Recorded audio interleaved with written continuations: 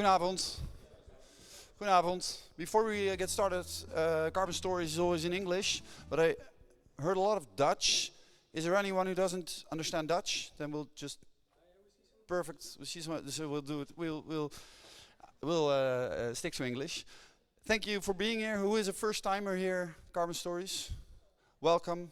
The rest is a routinier visitor. My name is Geert Maarsen. I am the regular host.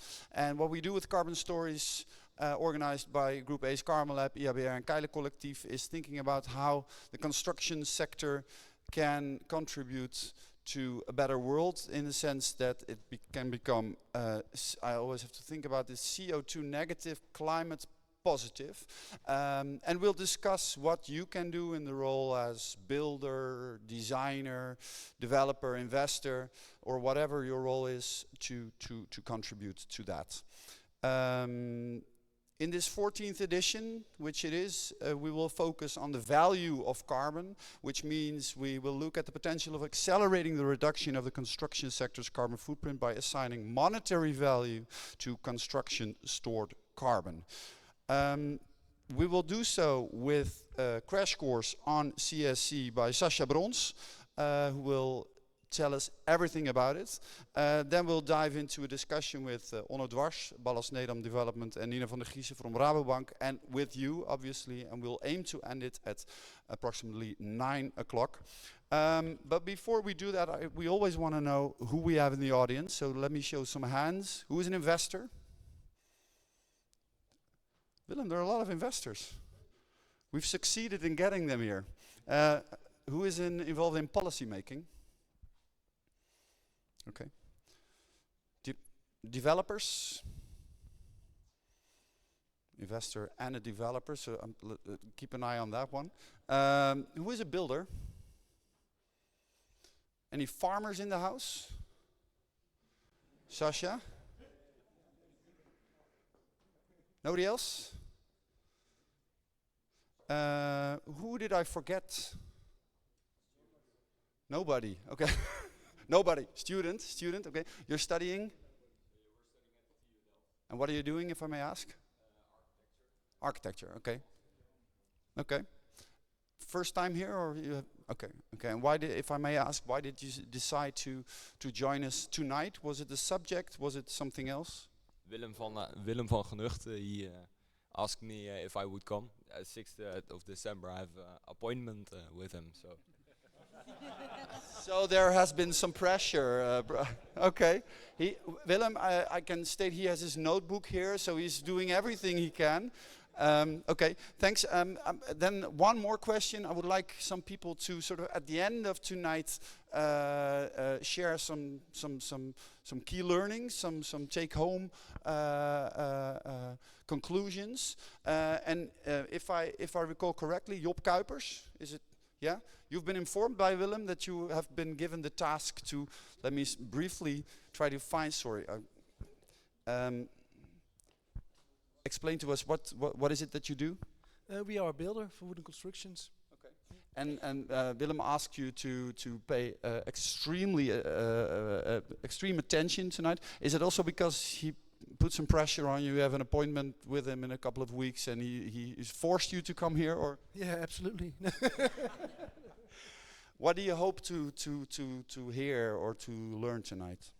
Yeah, a lot of carbon storage, of course. Integrated in the system of net zero, or to reduce it. Okay. Yeah. I hope we will achieve. Is there anyone else who wants to sort of at the end of tonight share his or her key findings or lessons? Otherwise, we'll. I have the sense that Willem has put it. Now I will leave you to. I will leave you to it. Just like every edition, we will. Yeah. It's not about the end of tonight, but about the stakeholders. You were asking about builders, investors, etc. I miss a few of them in our value chain. And not only consultants, advisors and architects, but also producers and suppliers. And everybody's involved into carbon. There might be suppliers and advisors here as well. Any advisors, consultants? Okay. You said nobody. So, but you...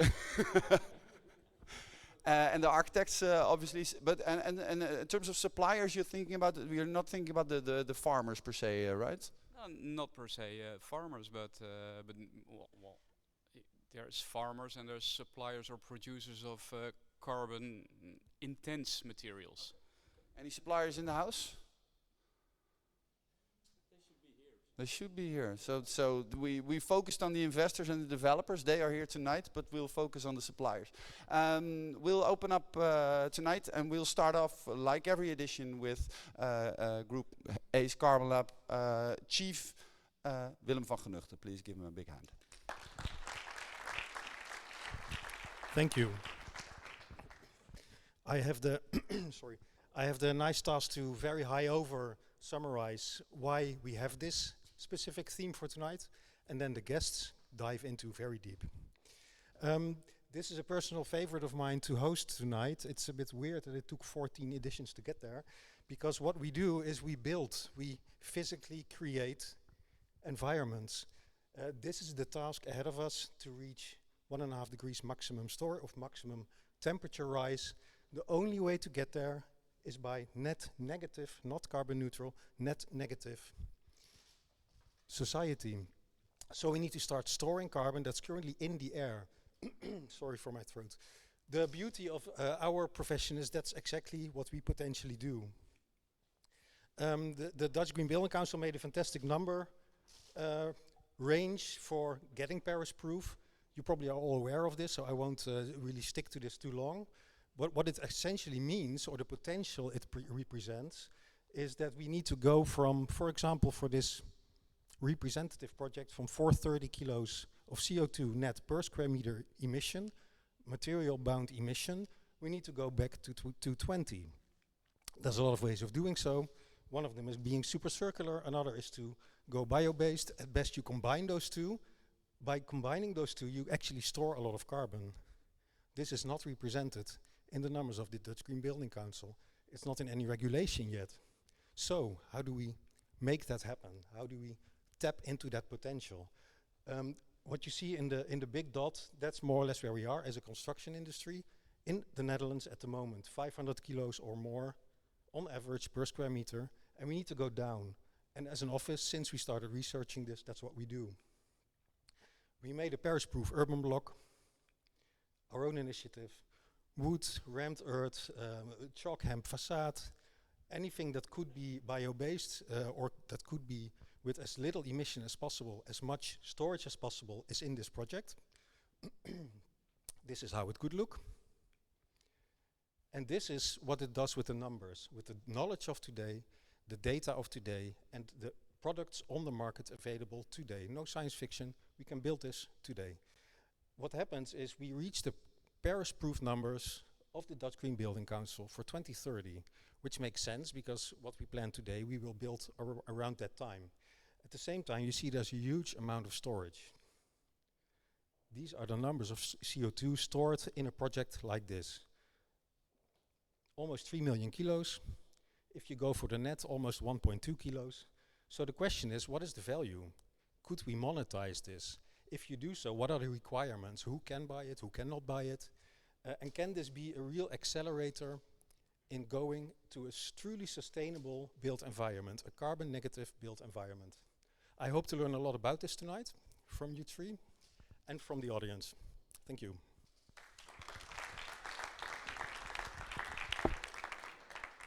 Thanks, Willem. And we'll start with a crash course on construction stored carbon, and we will hear what it is, how CSC can represent tangible financial value, and who has a big stake in this. And we'll listen to the next 15 or 20 minutes to Sacha Brons, who is an intervention lead for construction stored carbon at Climate Cleanup, and one of the drivers of bringing the value of biogenic storage into financial models. He's a co-initiator of the Dutch carbon credits Yeah, you do a lot. You're only 16 years old or something like that, Sacha. He's also a farmer, which is awesome. Maybe he will say something about it. He knows everything about construction stored carbon, and he will share his knowledge with you tonight. Please welcome to the stage Sacha Brons. Thank you. Thank you, thank you. Yeah, a farmer. I raise my hand. I also have some dirt on my jeans, so it might look like some act. But I have proof. I have more proof of what I was doing today in Elst in Arnhem. I was planting trees in my food forest, and this is what I could have looked like. This is what I could have looked like as well. This is my outfit for today. And I went to Willem and to Nina. I was like, yeah, I have extra pants in my bag. Should I maybe dress more formally? But they were, no. This is the best image for a talk about carbon. So here I am, as also a farmer, a doer. That's there I was some years ago. And this is how I titled my crash course. So we're talking about the value of carbon here, and on how we can, I was thinking about a new business model, a new existence model. I chose a new value model for construction. Where are we going, and how are we going to get to this climate positive reality? Could we? A quick anecdote before I start as well. So you have my farmer anecdote, now an anecdote of last week. I was at the Circle Pavilion in Amsterdam. This is a bio-based construction. And 9 years ago, it was developed in Amsterdam South with the idea to demolish it and then reconstruct it elsewhere. So really look at circularity. And I was there this week when it was being torn down, ready to be placed somewhere else. And I was there with the wood supplier, Derrick's. And they told me that 9 years ago, they went to Amsterdam for the tender, and they hadn't even heard of the word circularity yet. They had no idea. And then now, it took 2 years to build it, 7 years it stood in Amsterdam, and now it's going elsewhere. Now circularity is everything we talk about. Same for the energy transition. So let's think tonight on how we can get carbon storage and the materials transition, the carbon transition, whatever. Where could we go in 5 years? And for that, to get the same kind of acceleration in our thinking and our doing, I'd like to invite you tonight to really be sharp in listening, in contributing, because we are really at a turning point now, and we can use your input very, very much. That being said, I'm going to keep it very simple, I hope, because it's a confusing topic, a large topic. So why, what, how, and who? Let's get into it. Who? Well, that's me. So yeah, I've been working on carbon storage for around 3 to 4 years now at the non-profit foundation Climate Cleanup, which is a think tank, a network of people focused on removing carbon from the atmosphere with nature. And since a year or two also with Building Balance, a Dutch governmental program, and the European Commission. So I'm very excited to be doing all of this and hope to take you along for the ride. So yeah, why should we care about this? Why are you here tonight? I'd love to hear from you, but first let's hear from me. This is a picture I hope you are familiar with. This is the emissions that we as a building sector, a real estate sector, create. So we have 28% of global annual emissions being caused by the operation of our buildings, and then 11% of the materials. So we need two transitions, the energy transition, material transition. But we also know that all the emissions that we decrease through the energy transition, we're going to feel that effect in 50, 60, 70 years' time, because these are cumulative. But all the emissions of materials we use today, they're pumped into the atmosphere today, and they cause global warming today. So I'm going to share 3 S's with you, and the first is we need to substitute these materials that cause emissions now, because that's what's going to reduce emissions now. And that's important for our climate goals in 2030, 2050. But, and Willem kind of stole the show for me, we need more than emission reduction. And this is also not new. So this slide is maybe a little bit too old already, but this should be common knowledge now. We need to actually remove carbon from the atmosphere to remain or get back into a safe space for humanity. And so this blue area of the emissions graph shows us what we need to do, what we need to remove from the atmosphere if we want to stay within 2 degrees Celsius and, of course, hopefully 1.5 degrees Celsius. And we can do that with our bio-based construction materials. Because if we source these materials sustainably, they contribute to carbon sequestration. And this is the most clear image you can get of that. A tree or a plant takes up CO2 and it stores it in its materials, therefore it removes carbon from the atmosphere. That's the most simple basics of today. And we'll get into what this means, sustainable harvest, what this means for the value chain. But the plant, as one of the most, or probably the most efficient carbon dust-sucking vacuum cleaner machine out there, that's the basis of what we're doing today. But it matters what we do with that biomass. If we cut down a tree, if we harvest a plant, what do we do with that biomass? And this is a graph from the consultancy ECOS. It shows the principle of cascading. So if we harvest biomass, we need to use it at its most high value application. And high value also means longest lifespan. So construction, 50 years, 100 years, 200 years. And if we can't reuse it in construction, then let's use it somewhere else. And that's the beauty about construction, because biomass in construction has a long lifespan, and with the good work that you architects are doing, builders are doing, we can extend this lifespan through demontability, circularity. And that's very important in the carbon world. As some of you may know, there's a lot of overestimation of climate benefits. In construction, we can quantify it, we can monitor it. You already have to account for every single gram in your constructions. And that also includes the carbon that is stored in your materials.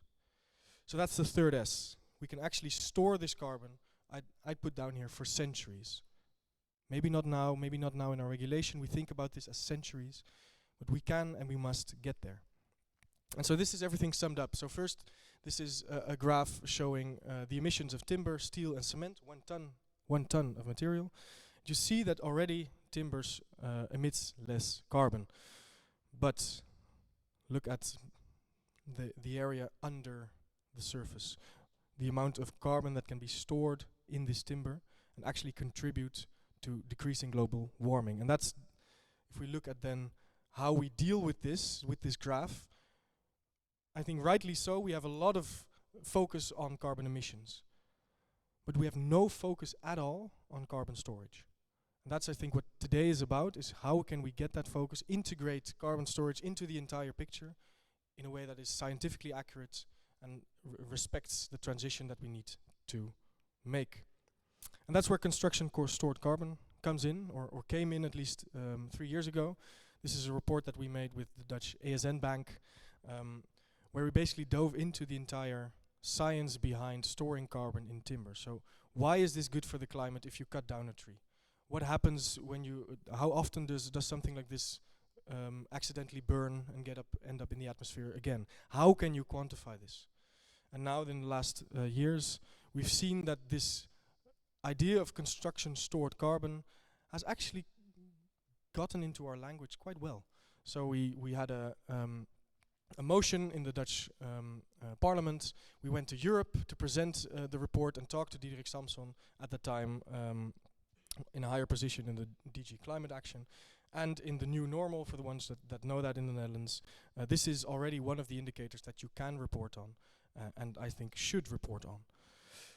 And then I went further with my team and looked at, okay, we can quantify this, that's good, we can talk about this, we can put it in our slides, but how do we give this value?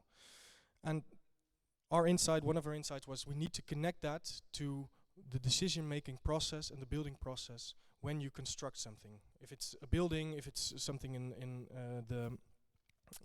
infrastructure, you're designing something and you need to know what costs and benefits are involved financially and otherwise.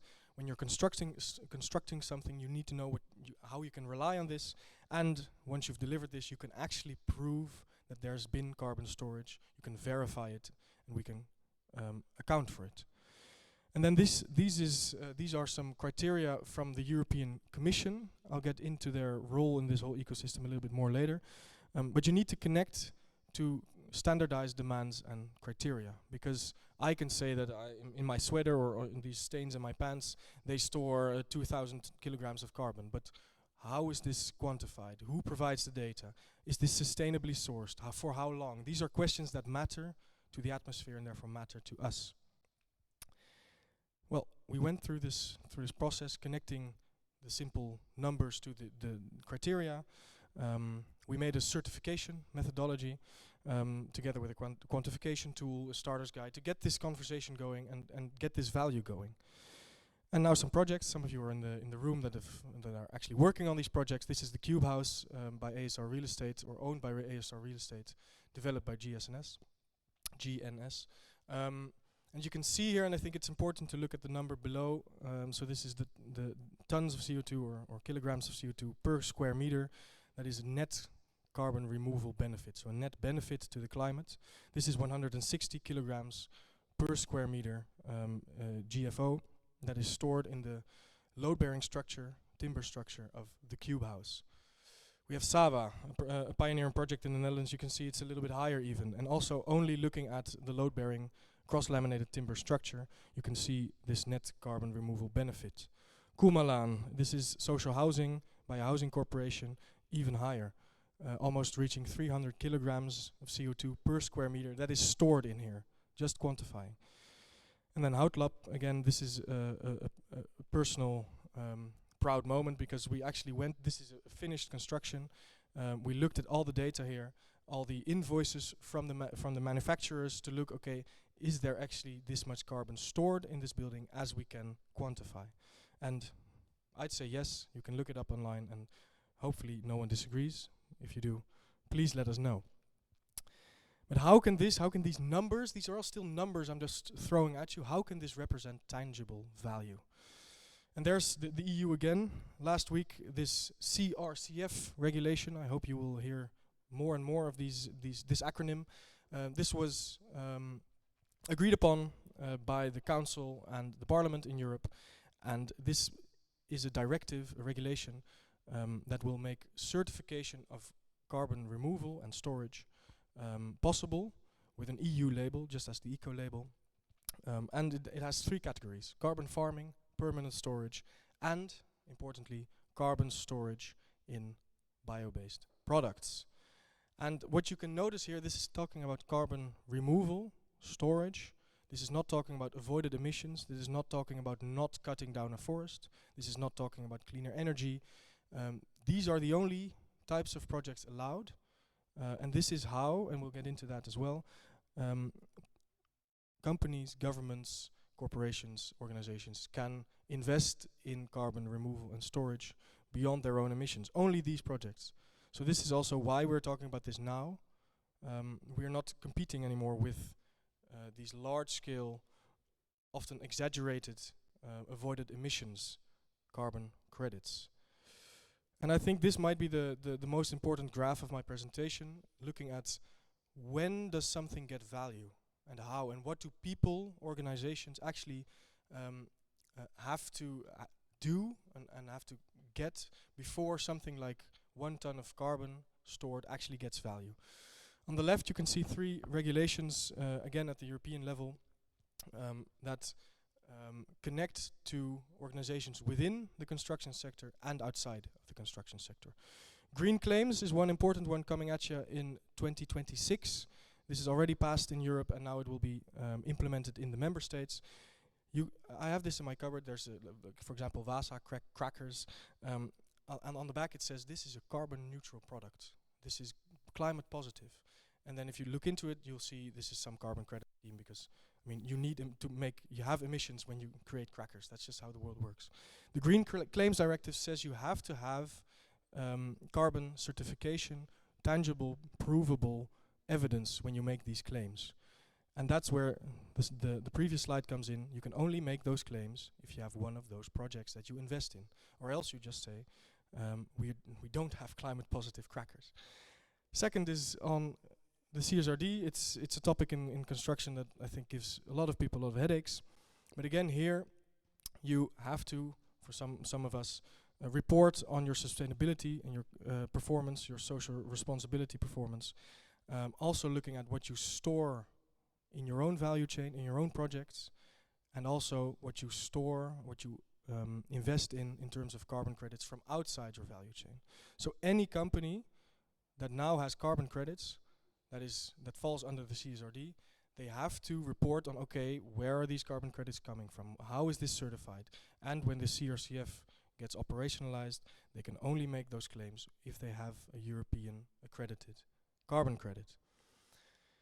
Another interesting one, and that's also looking at how energy performance got value, got like in taxation reports, actually got value. You have energy labels, you have something that you compare these projects with, and you know what it actually does for you. Well, they want to connect these carbon storage certificates to your energy performance certificate as well, within this EPBD regulation. So you can, when that gets updated in a year or two, I think, you can actually report on your certified carbon storage within your construction. And maybe that's one step further. Once you have this communication requirement, we can actually give this value. And how can this get value on the right side?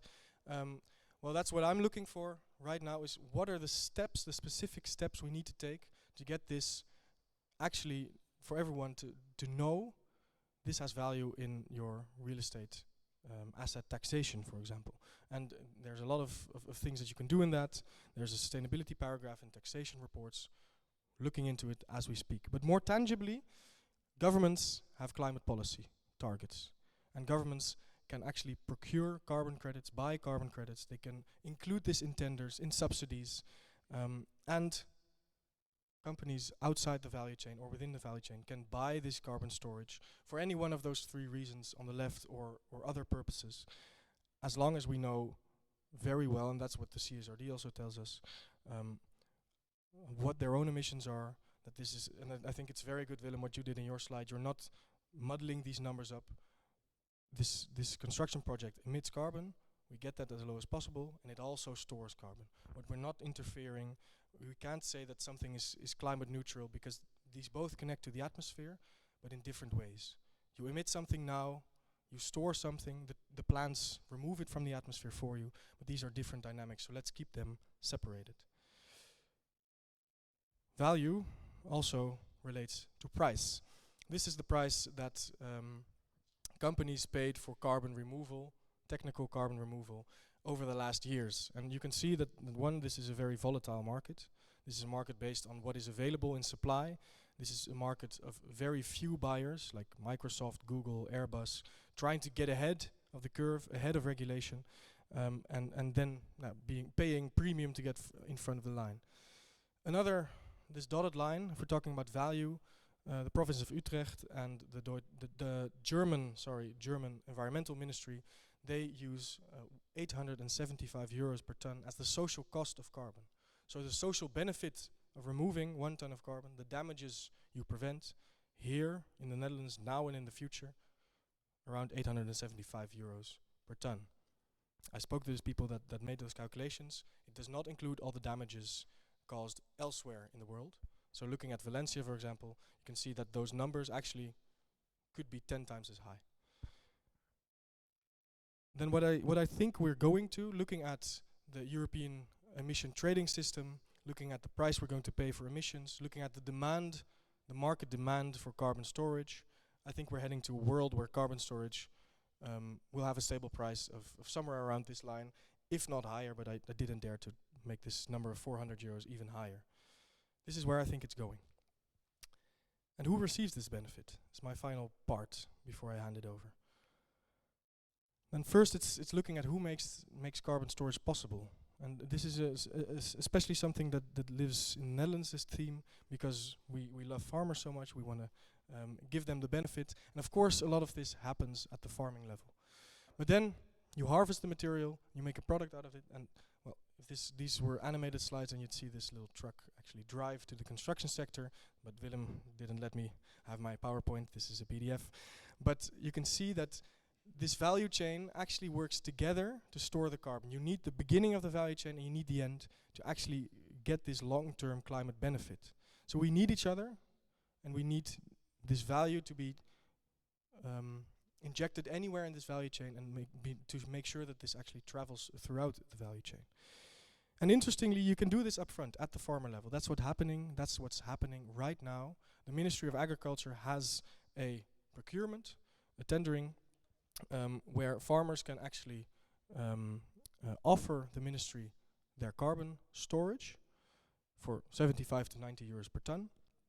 And they will then have to prove afterwards, once the fiber goes through the value chain, they have to prove afterwards that this is actually, these fibers have gone to the construction sector and have their place there and will be stored for at least 50 years.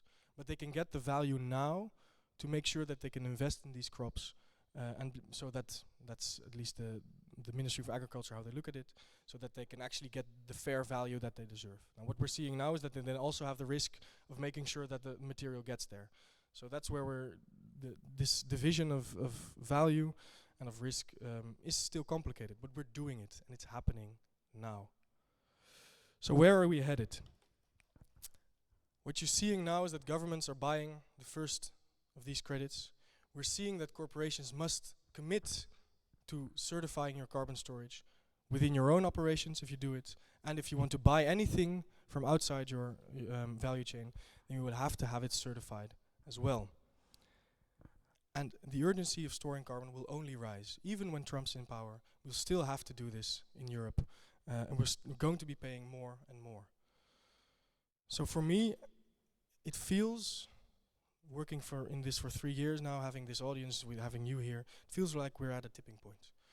And there might just be these slight little steps needed for us to actually take this seriously and actually start investing in carbon storage, accounting for carbon storage at a certain price, and making sure that the people that remove carbon, a lot of you in this room do that you get paid a fair price for that.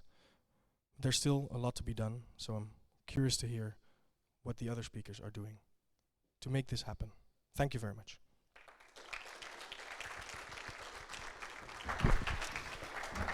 Thanks so much, Sacha, and indeed we will ask the speakers to the stage, but before we do that, there might be some questions from you. For now, please raise your hand and I'll find you. Hi, thank you. That was quite interesting. I just had maybe 2 specific questions, but the first one was if you could explain the difference with the, like, why is the net carbon removal benefit slightly lower than CSC, and what's the difference between them? Cool, you paid attention. Very nice, good to hear. That's the sharpness I asked for.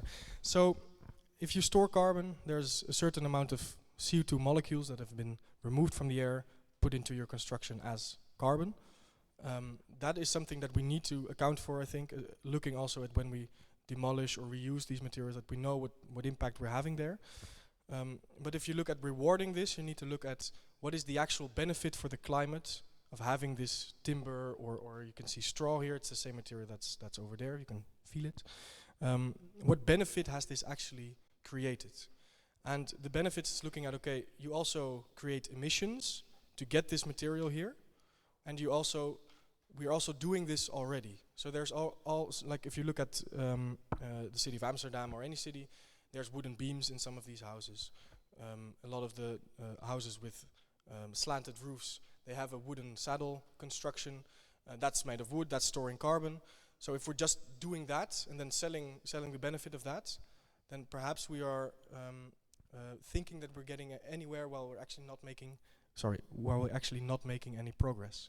So that's why you need to account for that baseline, that's called, and subtract it from that. These are political discussions, though. What should you include and what should you subtract and what shouldn't you? I think we should keep it simple. But this is how we calculated it in our certification methodology. And next year, April, we'll have the European definition and calculation rules that will then be passed through the regulation and be applicable in the entire union. You had another question, or? That's okay. The other one was with your price graph that you showed, and the price for carbon storage. Do you mean specifically the materials carbon storage, or also things like direct air capture and like the entire carbon storage market? Yeah, the entire graph was not just material carbon storage or construction storage. These are technologies like direct air capture, bioenergy, and carbon capture. That's also an important distinction. These are permanent carbon removal and storage mechanisms, while biogenic carbon, so what plants take out of the tree, there's a higher risk that it actually ends up in the atmosphere again. So these prices are different, but looking at the supply of these techniques, this is something that we can't have enough of in next year, the year afterwards. So we will always need a combination of these 3 to get anywhere near our climate targets. And that's why the demand will be there for all of these. We need to know what you can do with this. So can you actually say, I emitted 1 ton of CO2, fossil CO2, and stored it through a plant that maybe in 100 years has emitted it again? Can you make that claim? Can you compare those two? I think we're heading to a world where you can't compare those two. Those are different things, but they both have. I mean, the plant storing CO2 has value. The power plant emitting a ton of CO2 has a cost, and these relate to each other through the atmosphere and through money, but they are separate, and we should account for them separately. Any more questions for now? Yeah. Sacha, thank you for your presentation. Very interesting, as always. I was wondering, you talked about the value in this first pilot project by the Dutch government going to farmers. We're here with the construction sector in a broad sense. So, what is how can the construction sector actually benefit from the value of carbon stored carbon if value also goes to farmers? And is it like a competitive model, or is it in addition to? Can you elaborate on that? Sure, yeah. I think a lot of us, also those commercially oriented, looking at someone's going to pay us for storing carbon, give it to me, I need it. But looking at this value chain, I explained we need all three of these links in the chain. And what you're doing is you're injecting money into a value chain. And in this case, you're increasing the supply of bio-based materials, because there's going to be farmers enrolling in this tender. This is now 1.1 million euros pumped into the value chain in different fiber crops. If this works, we'll have 52 million euros coming from the Dutch Ministry of Agriculture. So this is going to be injected. More supply means that we can actually work with these materials at a more competitive rate compared to what we're doing now when we compete with conventional materials, fossil materials. So that's how it could benefit the construction level. You can't, the ministry can't buy the carbon here and then buy the carbon here again, or someone else can buy it again. That's not possible. But it's logical that if you inject money into a value chain, something's going to be moving. I think you should also do stuff to inject money here. I think we'll see in time what's the most logical per material. So for example, for the farmer level, looking at these fiber crops, they end up as insulation mostly. At the building level, that's not the most amount of tons of CO2 compared to the entire project.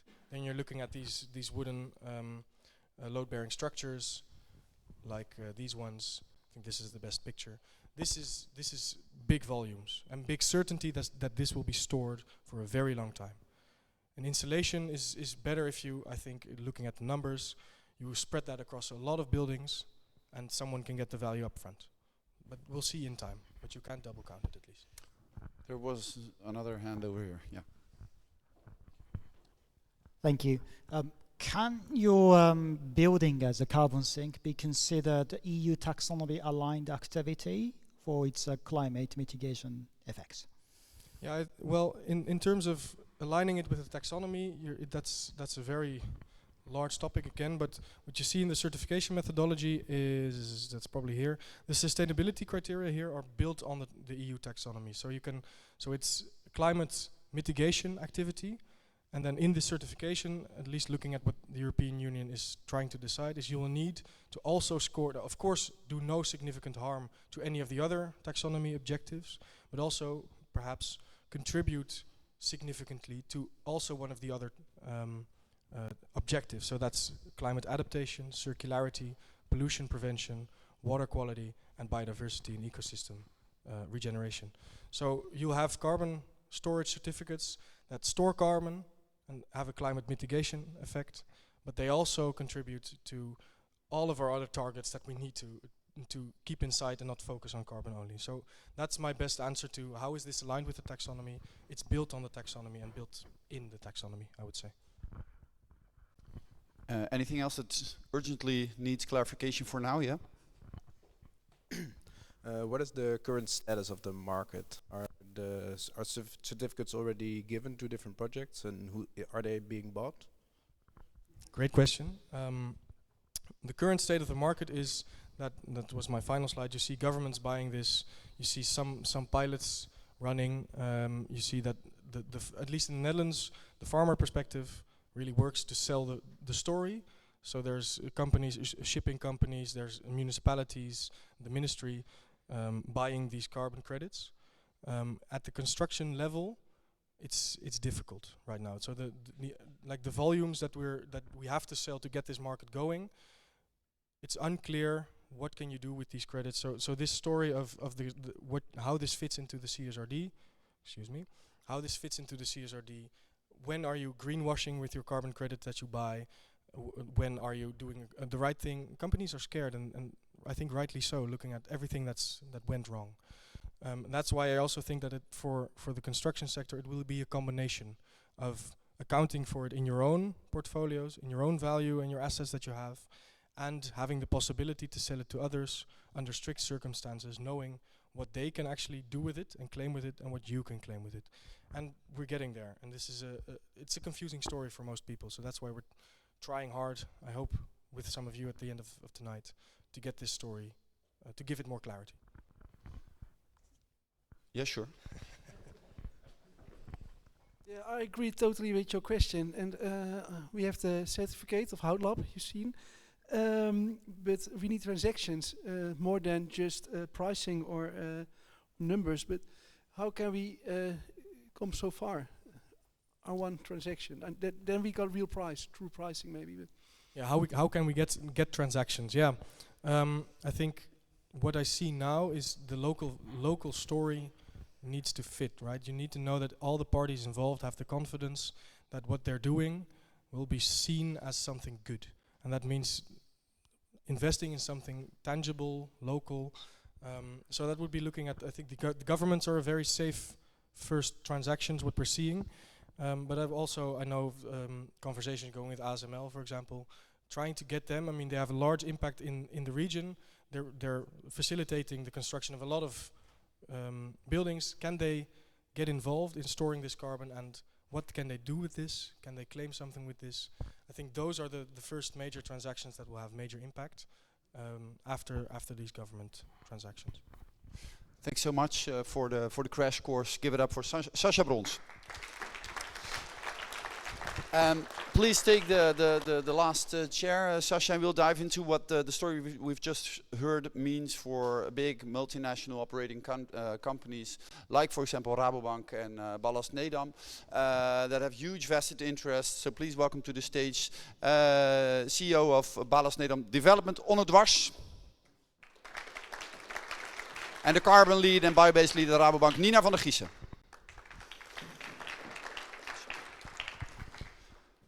Onno, if I may start with you. Ballast Nedam is big Dutch contracting firm,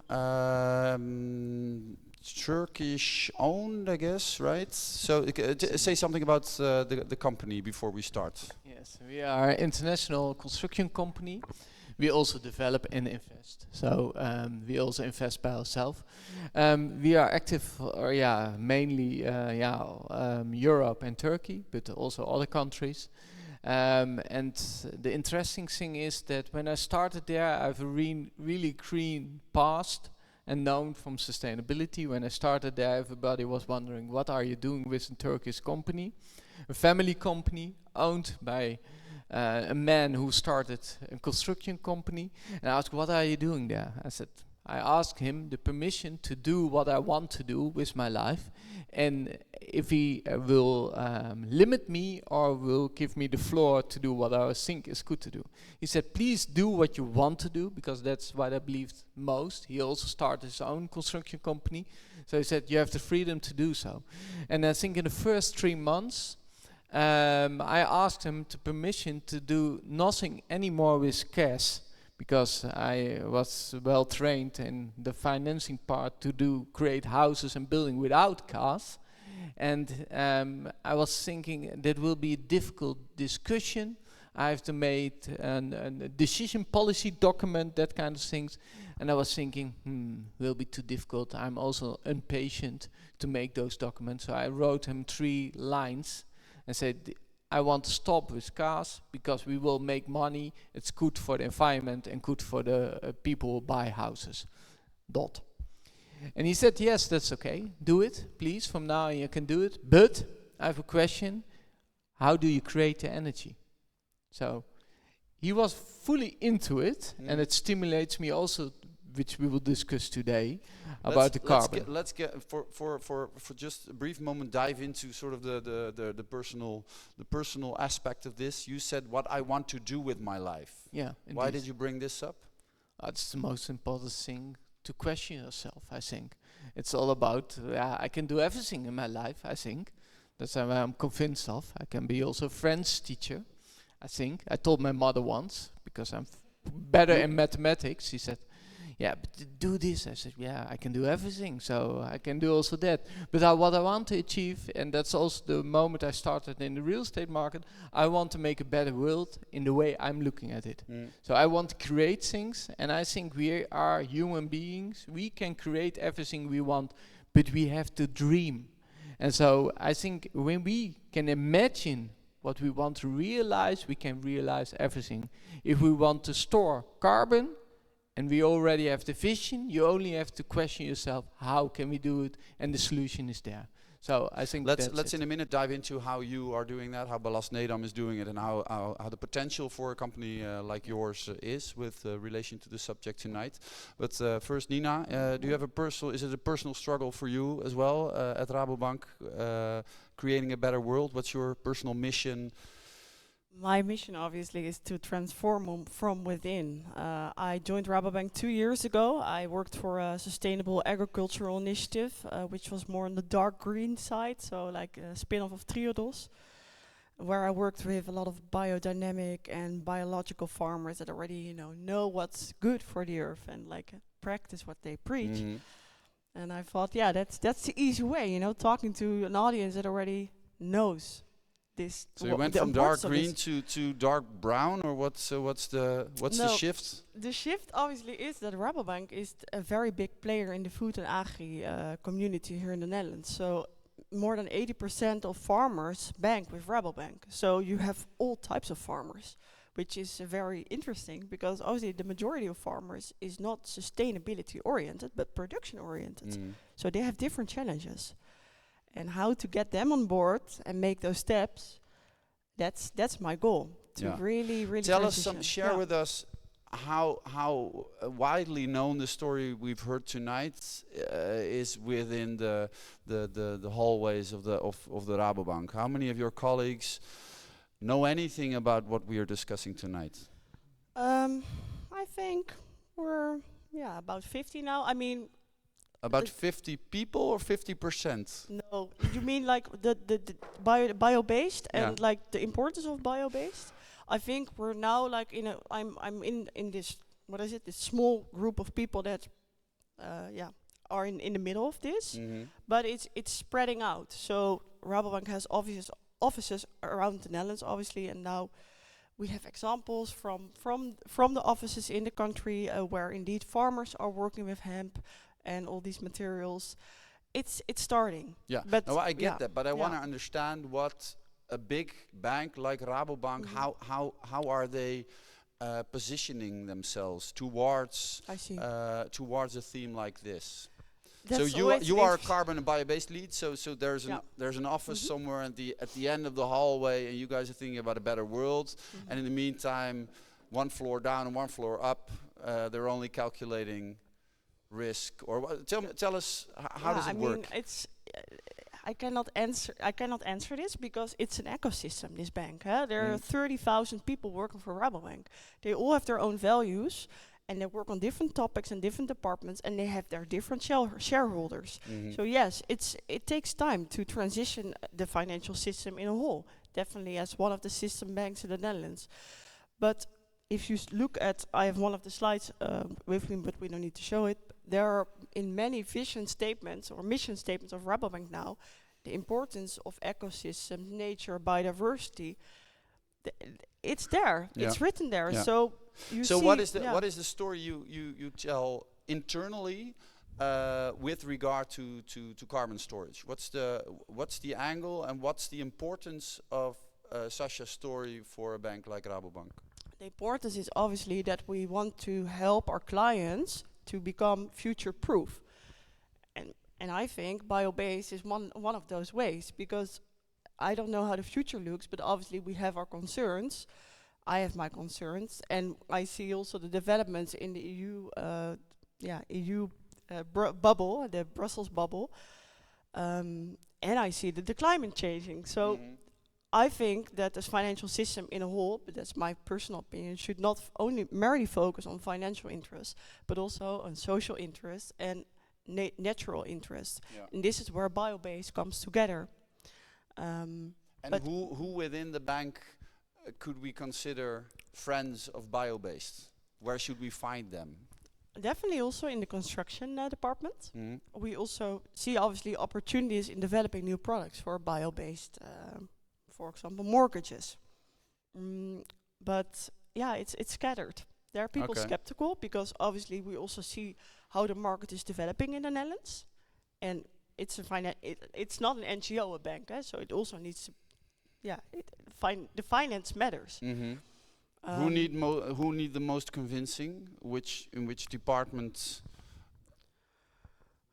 That's a good question. I think we should start with my food and agri colleagues, I guess, because they are the hardest to convince, or the. No. Obviously. But who are the hardest to convince? I want to understand the. I'm not sure. Not sure. There are many stakeholders involved right now, and they all have to play their part. Okay. Onno, can you say something about how the company Ballast Nedam is working on the theme we are discussing tonight? So how is it a marginal issue for your company, or is it something that is getting there? There's several levels in it. So we have the CSRD, we have the EU taxonomy, we have all kinds of regulations coming to us. So that creates a lot of headaches for all the firms in the Netherlands. But that's the good thing. We have the CO2 prestatieladder. That's from the infrastructure sector. But that's an interesting one to mention because that's a commitment from big construction companies in the Netherlands, which force you to improve your sustainability year over year. And what's happening because of that system, otherwise you cannot win tenders anymore in the infrastructure, it forces you really to do it every year less worse, not better, but less worse than the year before. So that's the movement in our company that makes it also happen that there is no discussion about do I do this or do I don't do this? No, I have to do this because otherwise I do not have any job anymore. So that's in general the line I like the most. But we are on the other side, we are developers. So we have to win tenders, but we have to think upfront because our projects takes for 10 years, 20 years, 30 years. And if we don't design the things we can make in the future, we can redesign. So that's in general the problem in the real estate market at this moment. We as society put our head in the sand for many years. We were not facing the truth. We didn't face the truth about net congestion, drink water problems. We are stocked. And one of the biggest topics which will come is the CO2. And we already know, we have signed as societies the Paris Agreement. We already can calculate, better because of the delay in the construction market. We can continue longer like we have done, but we already know we are stocked in 2028. And we do not have a net congestion problem. We do not have a drink water problem. We will have a CO2 problem, CO2 emission, which will stop the industry. So why we are changing, I can say it's because I want to create a better world, but nowadays it is about surviving. If you are not adjusting yourself in time, when you're not changing in time, you will lose the market. And the good thing was, when we did go to the market, I really want to make the parallel of energy neutral. Who has an A-label house? Some of them. Who has an energy positive house? I see some there also, energy positive. People know where they are talking about. They are aware what kind of label they are living in. And that will happen, what you are mentioning also about CO2. How bold will it be that you are sitting in a room like this? I stored for 50 years more CO2 than I could emit it with my parents to do. I did make my family CO2 neutral, for example. That will happen, I can tell you. We will go for sale next month in December with nature houses, 8 of them.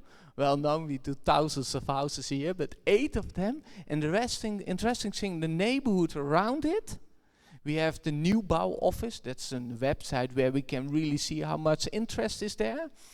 For the 8 houses, there is more interest than the 80 houses around it. So what we forget in this story is like we all love now solar panels in general. We love it. We want to show off with it to the family and say, I have 53 of them. Nowadays not that positive anymore because of net congestion. But we will tell at the end of the day, show it on Instagram, I live in a climate positive house and we want to show off with it. And the prices will go skyrocket. People were buying houses before. I love your enthusiasm. But we're not only talking about doing something about the climate or but I want to tell. Yeah, wait it's about love. Yeah, but it might be about love. But tonight is about integrating the value of stored carbon, into your business models. So I wanna bring you back to love will sell, and that's what I want to say. It's always there. Yeah, we know it also about one one thing which is quite common, everybody knows, it will sell. And the you thing truly is, are the hippie of the company, right? No, we are not the hippie. I'm the opposite of it, but I'm the hippie at the same time. And that's what will happen nowadays.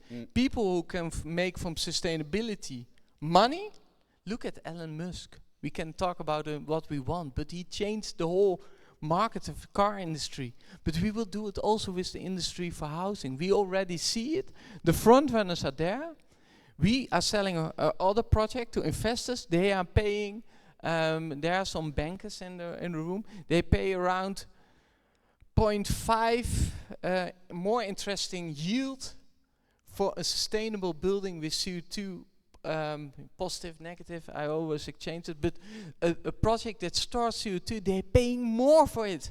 That's already there. So what I see is the people who are, in your perspective, hippie.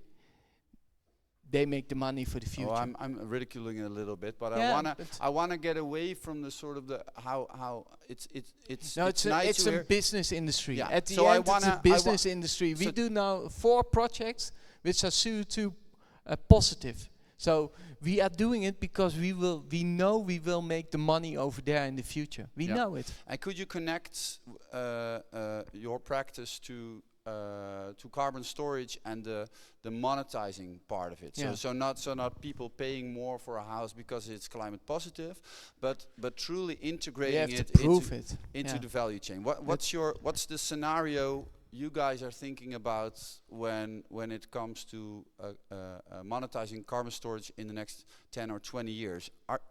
Do you have a scenario like this? Coming 2 years, I think. Okay. We will start with several projects with this gentleman and the host of today, Group A. We already working on it, but we will go to the market with climate cleanup, and we go to the market next month with those certificates. So it is already happening. That's what I want to tell. And everybody who don't believe me, which didn't believe me about the fact that we will go gasless very soon, that was after we announced, half year later, it was common and it was regulated. I don't say it will happen in a half year. I don't say it. But it will go very quickly. We see it now in tenders coming from the market, from the municipalities. They use not MPG anymore, the environmental system, they use CO2. So everybody get to focus on this. Also European Union, CSRD, everybody's about CO2. So that's why the business is there, and people are not waking up now. They should wake up very quickly. Yeah. Sacha, you mentioned Trump briefly. We don't have to talk about Trump for the entire evening, but we can talk about the political wind that is going not only through the United States, but also through Northern European countries. Why are you so confident that this does not really, that this is not a really big deal for the development we're discussing tonight? Yeah, good question. How I look at it, and this is also maybe a personal view, is looking at like representative democracy, looking at international politics, the climate negotiations that just happened. We can see that somewhere, looking at these long-term problems that connect us all, there's a problem there. The political system doesn't work for these projects or for these problems. You can say the same about large-scale financial interests. So what's left, if we want to solve this, is what we're doing down in the mud, the people working within organizations, within municipalities, provinces, national governments, that get these, for example, the CSRD in there, that get this CRCF that I'm talking about. These are people doing this work. And again, I think that the love point by Onno is very, very strong. It's the people that live in these houses. It's the people that work at these organizations. That's also a massive reason why companies want to do good, because they won't get any employees if they don't. So these are important things that are happening, and I think what's the interesting thing for me is you make it very clear there's people paying for this now, and that's because of their reporting responsibilities, their employees, they want to live in these kinds of houses, and I think we're at a point where this needs to be picked up broadly, and we have to speak the same language about this. At the same time, Nina says we're not an NGO, and Ballast Nedam is not an NGO as well. So there is some tension between a business model that works and wanting to change the world, right? So let's dive into this tension for the remaining 25 minutes. How do you, Sacha, see the partners and we'll keep them silent for a couple of minutes. How do you see the potential of these two people and these companies? What role do they play, or can they play in the transition we are facing? I think that word is very important, transition. So I think the basis of what I'm doing in my life is my starting point is climate is not something we can manage. We can say, okay, we will have the same type of things we're doing economically, and then we'll just clean it up somewhere else. And we're called climate cleanup, but it's about creating an economy, transitioning towards an economy that cleans itself up. And for a transition to happen, you need a transition in business models. You'll need these commercial parties, and I believe you need this carbon storage has value to scale up the initiatives that store carbon. So let's look at timber construction, for example. Timber construction, we know if we scale it up, you can build faster, you can build cleaner, and when you scale up, you can actually compete in and of itself with cement and concrete. If we look at emissions, we can see that when this emission trading system has a cap, this cap will be lowered. So that means that all cement and concrete producers will have to buy more of this emission space. Concrete will get more expensive. We'll have carbon storage incentives and other incentives that scale up timber construction, and there will be a turning point. And I believe it will be before 2030. Timber and bio-based construction will be the new normal. Literally, it will just be the normal. We can scrap the new, and you'll need these business incentives. You'll need the business model to fit, and I think carbon storage is one way to get there. And then maybe you won't even need it in the future because it's just better, more affordable, more valuable. So I think it's very important that we don't only discuss about this in the scientific community, the NGO community. We need to look at, okay, how does Onno's balance sheet look like, or how does it look? How does Nina's balance sheet look, or for Rabobank? Well, probably just if we're all economic organizations, pretty terrible for the climate. If we get this value in, can you make it potentially for some of these areas actually positive for the climate? Yeah, Nina, can you say something about what if the board would call you and say, Nina, explain to us, we want to do better, we want to speed up the transition, or we don't want to slow it down anymore in certain areas. What would you advise your own bosses? Obviously, to take more risks. The bank is very risk averse in itself. That's what a bank is, because it has shareholders. No, the Rabobank doesn't actually. It's a cooperative, but that's one of the things. Obviously, if like what we see in carbon, but also in the bio-based industry, is that it consists of a lot of new players. So production houses with new materials that want several millions, but they don't have offtake agreements yet, for example, for their products. That's some of the risk that is very hard to assess for a bank. And obviously I have the belief that this is the future and that we should build only with bio-based, but that's like a belief, that's an ideology. How to convince a person that looks at the financials with that ideology. That's I think sometimes the hard part. Yeah. And then suddenly it gets more. But yeah, that's the question. But how do you do it? What's the story you tell? How do you convince someone who's only into the numbers? Then obviously we look at the CO2 potential and say indeed look at the finance emissions of the bank and see what for example, if you finance only bio-based houses, what the difference it could make. Those of these things. But legitimacy doesn't come from one person, unfortunately. Most of the times it is something that is created and built in a few years when more stakeholders are standing up. This is really how this works. It must be a movement. So it's slowly gaining more trust. Also, you had this documentary a few weeks ago on what is it, Tegenlicht.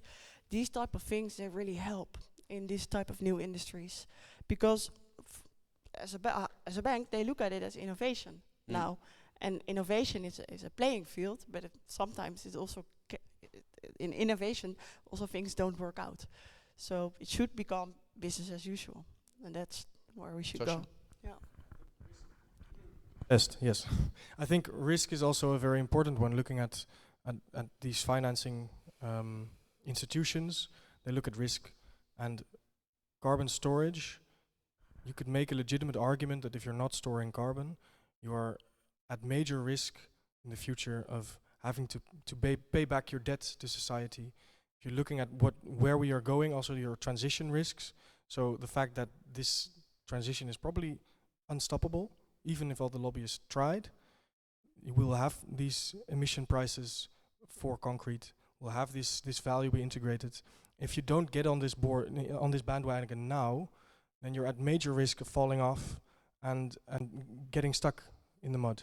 And it's kind of a circular story, because if no one jumps on this bandwagon, then we'll all go down together. And if enough of these people get on the bandwagon, then it actually gets rolling. So that's the interesting thing about value. What I think is interesting is it comes in different forms, and it's built together from all kinds of different things, and suddenly it can just like the energy transition, it can come together. And then if you're not on that in that story, then you're gonna have a bad time. Onno? The perspective of risk will change. So I think your board is now seeing risk, not stepping on board. But if they don't step on board, that's the real risk. So I think what is happening right now is that we are really in between period, more or less. So somebody sees an opportunity, the others thinks it's still risk, and at the end we will see this transition is the less risk choice you can make. And that's not that I'm that positive about the fact that we have to, etc. It has to do with that everything is slowly coming together. But this is not something that automatically will happen, right? So it's something that it needs policy. It might need. So you would mention the energy label. This development might need a climate label with regard to buildings. That's why. So this is. So what do you? The big investors, which are in the Netherlands for the pension funds, are already changing their whole attitude to this. When they're buying houses, and the energy label, it should be minimum energy neutral. It should be. We're talking with them. They have criteria. We get 4 Excel tabs from them with all kinds of criteria. It's not only about CO2. It is about energy. You don't look happy when you describe it. No, because they don't know what they are doing. So that's the problem. They're putting everything in words, and they think, oh, it's an Excel. If you think it and you say yes, then it's okay. Of course it's not okay. We have to monitor. We have to prove. We want to make it simple. That's why we're trying to help them. But first of all, we have to educate them. But what we are trying to do is make it simple. And if we can make it simple, and that's why I love the credits, if we can make it simple, when we can make it countable, then we can make the big steps. And then we can say it's energy neutral, CO2 positive, climate positive, we're helping the biodiversity, etc. When we make it simple and measurable, then we make big changes. So that's why I'm very positive, and I see it already changing. I'm talking with the Waterschapsbank. How do you translate? It's the bank. It's about the water, whatever. They are asking themselves, should I invest in neighborhoods which are below sea level? This is interesting. They're questioning themselves with very big questions which have very big impact for the Netherlands. So they question themselves also about CO2. Should we stimulate it? Should we give a discount? If the money changes, the world will change. And this is already happening. That's why I cannot say I'm not negative or positive about Trump or about the policy in the Netherlands. It is there. But people who are there for 4 years, they have other horizons than the banks has, than the financial world has. And they are changing. They see the Netherlands as a Bangladesh. They see it as a risk. They want to have good answers, so the good answers will come. So they're questioning the Netherlands. What is your risk perspective? How do you manage it?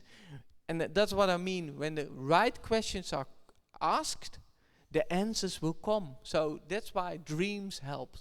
That's it. To add to that, looking at regions of the world that become uninsurable because of climate change, what perhaps these parties are doing is hedging against humanity, like saying, okay, we're not going to solve this climate change issue, so if we don't solve this, then I won't put my money there. Because, okay, we'll all die, but at least I will still have my money elsewhere. I think the other side of the coin is, okay, let's hedge for the climate and say, we're going to solve this. We're going to solve this by storing carbon, first in our buildings, and then once the materials get reused, we'll put it back permanently in the ground. And we're actually going to invest in this, and we're going to bet on us getting out of this shit. And I think that's what we need to do, what I hope we are doing, and that's at the investor level. I think at the builder level, you can already, like what I see some of you in the audience that I know do is just put it on there, put it on the contracts, put it on the in the balance sheet and say, look, we are storing this. This has potential value somewhere else. Let's discuss this. Let's make this commonplace to attribute value to this. That's something simple you can do. At the farmer level, you have your soil, that's your biggest asset, it also stores carbon. Why not also, I mean, you need to be careful of putting a price tag on it, but at least discuss it and show that it has value. And you see people throughout this value chain, they can already start this conversation and create this value just by discussing it. Let's dive into the audience for questions, remarks, hesitation with regards to carbon credits. Yeah.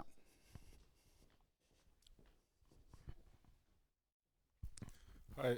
Yeah, I wonder sometimes about this idea of putting like financial value on carbon because, yeah, I mean, oftentimes what you see is the sequestration potential is offset by companies emitting elsewhere.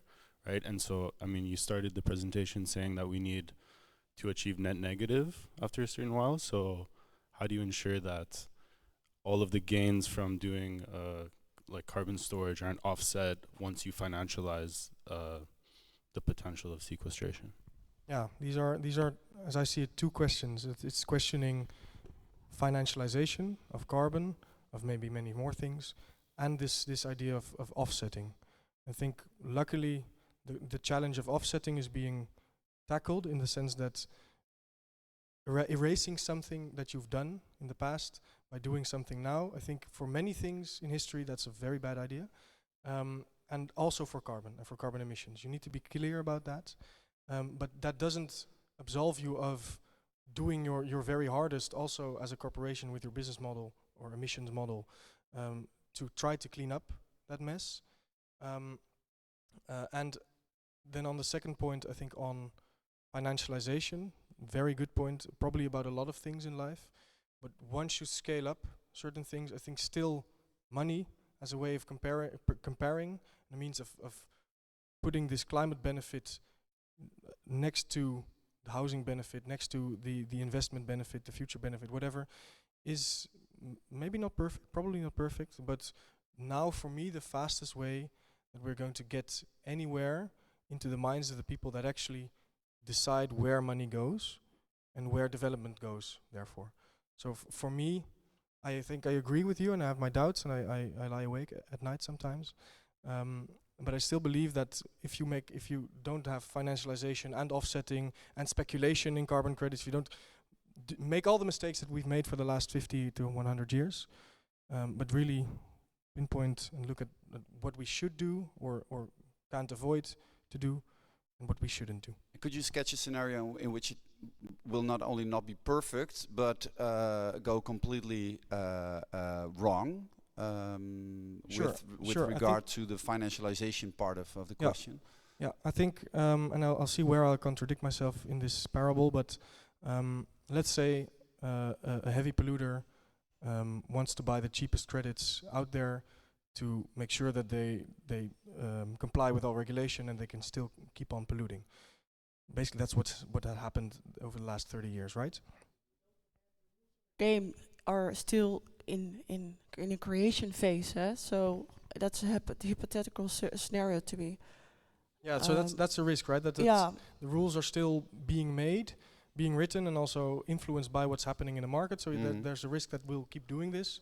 But you'll have heavy emitters investing in timber and say, okay, it stores so much, and then all the timber companies will say, okay, we'll have, and the housing corporations, etc., will say, oh, we're also climate neutral, and everyone will say we're climate neutral.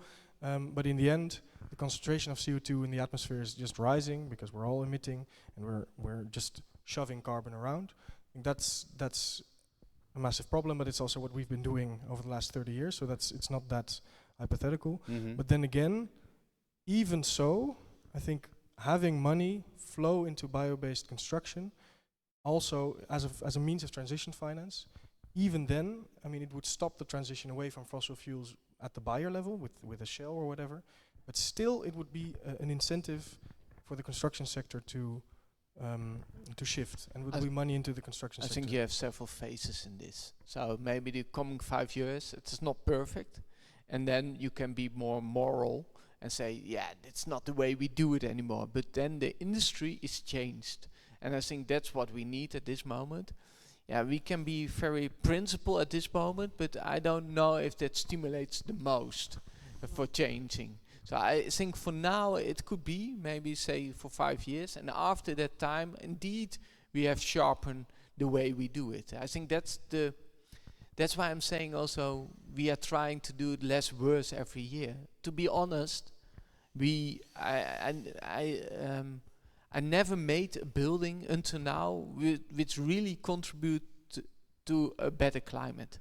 There's the sum of the things I am doing, I cannot say otherwise, it's negative. I can say for the future it will help, and that's why I think we will make a better world, This is an interesting thing on a personal level, but also on a systemic level. Your enthusiasm is besmettelijk, contagious, yeah. But it's I cannot help but wonder, to quote Sex and the City, why are you so optimistic that we, as a society, as economic players, as consumers, producers, but also as individuals, will do something completely different, while the evidence in your personal life, but also we as a system, we have screwed up massively. We have not succeeded in doing anything well, it seems, in the last decades. Just let me. Why? So why the optimism? That's the question.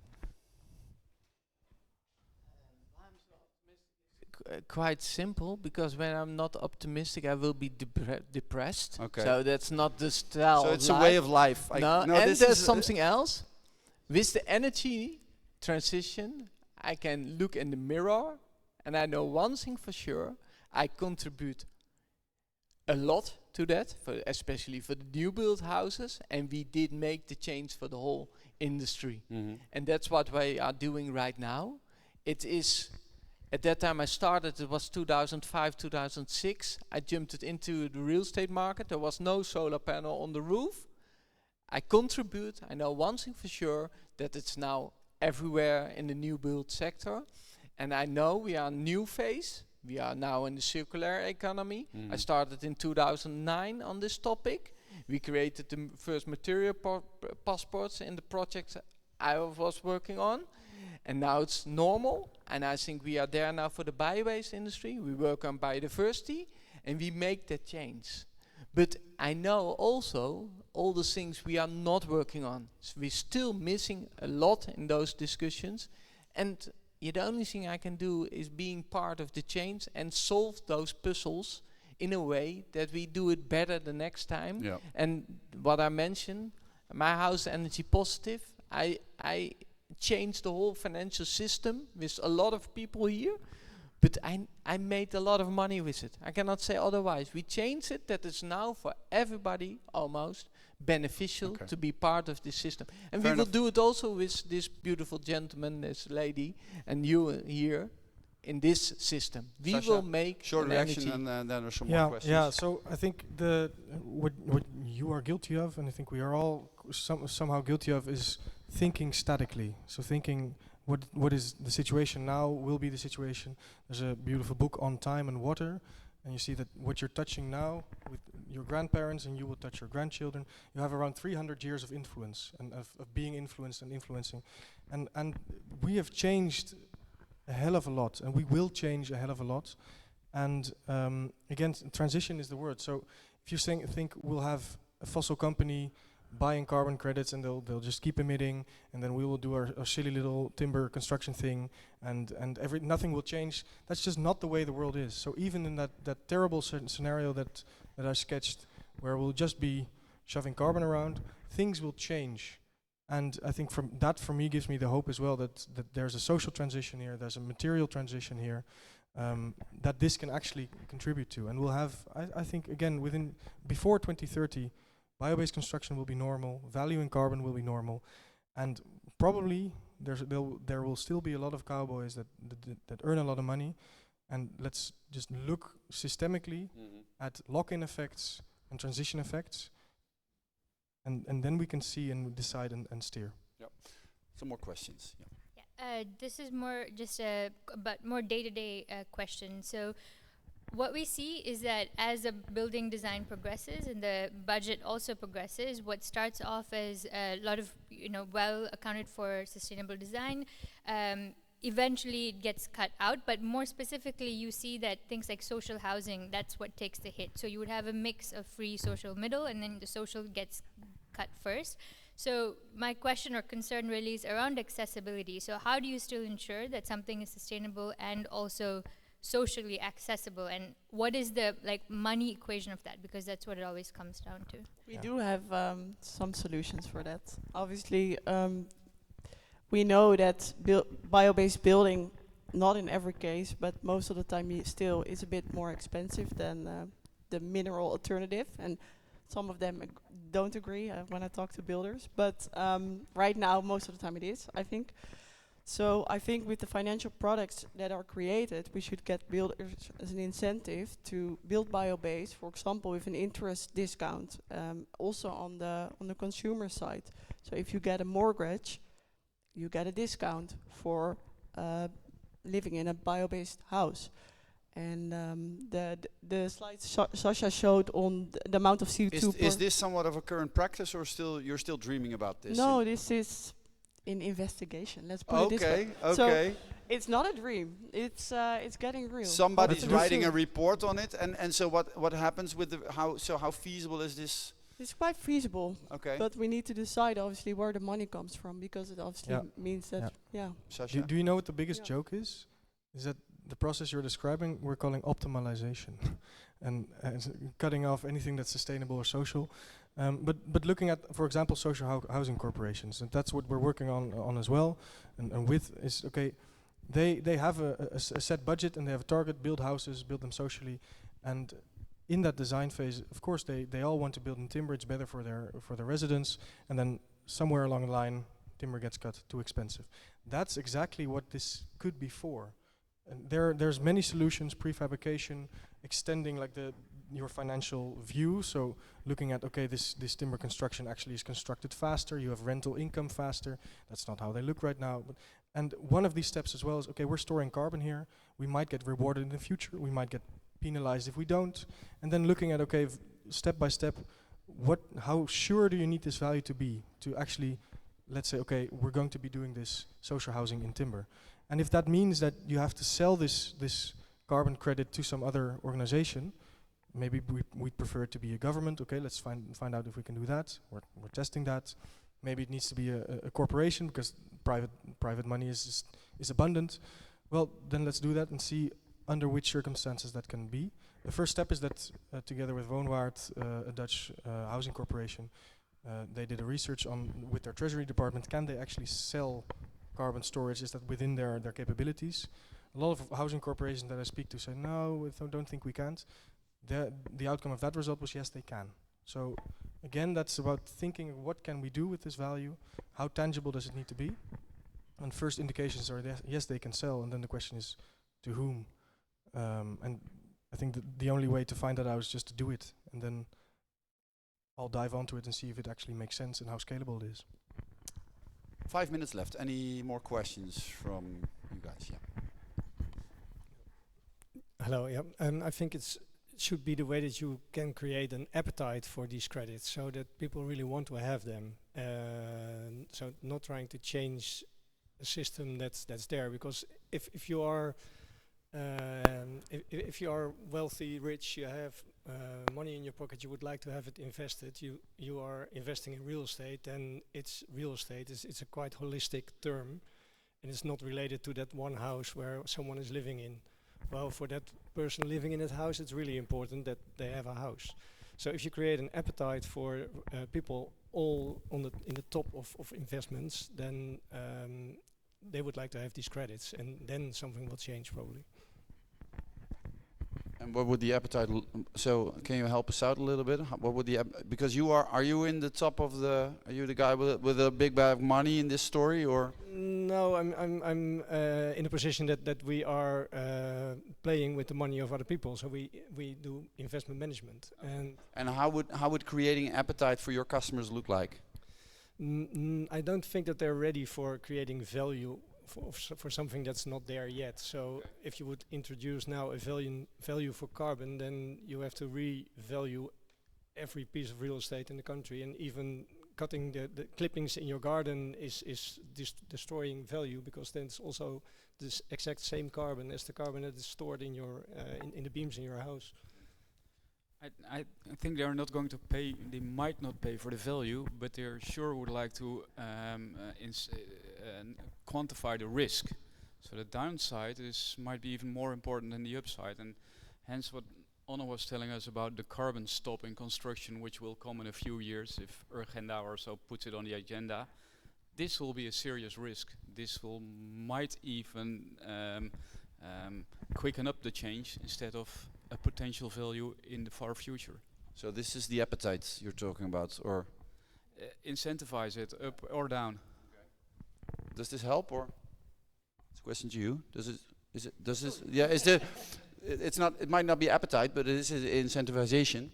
Yeah, well, you know, actually, these people are they're not acknowledging climate risk at all at this moment. So what we now are investing in ULI, for instance, is that how are you going to value in climate risk in these models? So they are becoming aware, but they're still not aware. Yeah, they will. You see it already with the water level risk. You see it with the piling risk in Alkmaar and the surrounding. The risk of climate change is there, and it is priced already. You see, I know, Onno, but it will his also customers, so the people who but the thing is, it will. We are not there with the labeling. Is already a risk. The energy label is a risk. When your label is not good, you get less money. It's already there. If you didn't change it, when you didn't anticipate in it, selling your poor property or your worst property on time, you already have a discount, so it will come. Sorry for sticking with you, but we've heard the story tonight with all the enthusiasm, the scenarios, the optimism about where we will be with regard to bio-based building in 5 years. So does this mean that your customers, or do they know something we don't? or are they stupid and really slow in adapting to something that's going to happen for sure? I would say the latter. But in fact, we need to try and... This is being recorded, right? Everybody, okay. No worries. I won't call any names. But we are trying to do as much as possible within the envelope that is allowed to us. So people have appetite for labels, etc. But you also know, Onno, that if we are going to build everything BREEAM excellent, we still march to 4 degrees global warming. So we definitely need to go beyond and beyond and perform much better. You are a great example, but still now only 8 houses. I hope it will be bigger and bigger and bigger. But it's a good start, and I'm an optimist. It's not that I'm pessimistic. Doesn't sound like it, but no, yeah. Well, shortly, what I mean is you already adapted to the labeling. It wasn't there 10 years ago, and that's what I mean with the CO2 credits. It is not there.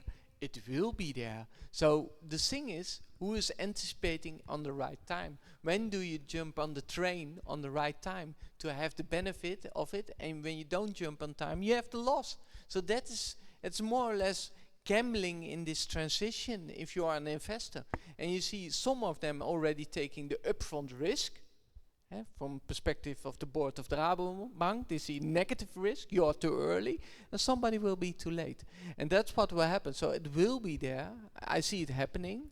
So the pricing will also change of those products. So that's what I believe, and I believe it not only because I've seen it before, but it is also logical.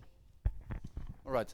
Are there any questions that have to be asked right now, or a number of them might be discussed at the bar, but maybe very practical. You talk about risk, but I think when it's about value, it's also about trust. If I have a euro, I know what I can buy for it. But who at the end is responsible for this, like baseline, what's the value of a credit? And how do you monitor that? Because talking about labels is also kind of moving away from the real thing. So who's the central bank in this story? Yeah, there is none yet, right? Yeah, so I think it's under construction. The problem now is that it's Nina and I basically, and the people working on it. We know. We trust you. We know it's hardworking. It's hardworking people at NGOs doing the certification, and it's or even not NGOs, and then you see different incentives or blind spots, and that trust that creates trust issues, that creates news reports of 80% of all carbon credits in circulation for emission avoidance being worthless and not representing a climate benefit. This is a killer for trust, a killer for transition. But that's why I'm excited about the European Commission making European, also a European registry of these certificates, who owns them and for what value, what projects they are linked to. This is, I think, gives the most trust when it's organized collectively throughout the European Union and not just at these individual certification organizations such as a climate cleanup. I would say we're in a phase of innovation where things are not institutionalized yet. You see a lot of competition in the market. You see a lot of stakeholders that are doing the same but are a bit different. Also in the Netherlands we have a few certifiers now. We have a few market platforms, but what is what? For the outsider, it's quite difficult to know and to understand. And I always compare it with Bitcoin or the cryptocurrency world. It needs to gain legitimacy, and that takes time, and also institutions to endorse. And for Bitcoin, that might never happen, but for carbon credits, it will, because the European Commission worked on a document, like Sacha said. And I think at the end of this decade, there is legitimacy for this topic. Way more than it is now. There might be some more questions, but we'll end with this. And I promised you for a brief summary. I have a happy customer. Did you get what you hoped for, Job? Yeah, absolutely. Thank you, 3 of you. But first of all, I have to apologize to Willem because there was no pressure to be here. But I'm glad to be here. I'm deeply respect that you bring us together here tonight. And I also agree with Onno. I have a choice, and I made a choice to be here, and I hope we can work together to bring much projects further. And Sacha, I'd like to join you. I'd like to join you by ASML, and I like to get into the market for the credits. Yeah, there's a lot, but thank you. And let's go for drinks, I would say. But I have to mention to you that we will be back on the 27th of February, so long winter break, right, Willem? What's the subject going to be? Do you know already? Yeah. We will have, and he's actually here tonight. We have Michael Peters from the TU Delft, an absolute specialist in taxonomy. I've seen him perform recently. He is able to summarize about 70 abbreviations in a very interesting and engaging manner. We will look at taxonomy and all those other abbreviations in relation to 3 Rotterdam projects. Will they be stranded assets, or are they actually doing really well on the scale of taxonomy? Together with 3 developers. Ja, het might be the first time that I'm saying this. Fijne jaarwisseling alvast dan allemaal. Fijne dagen. No, thank you guys for being here. Let's have a drink at the bar. And thanks our guests tonight, Sacha Brons, Onno Dwars en Nina van der Giessen.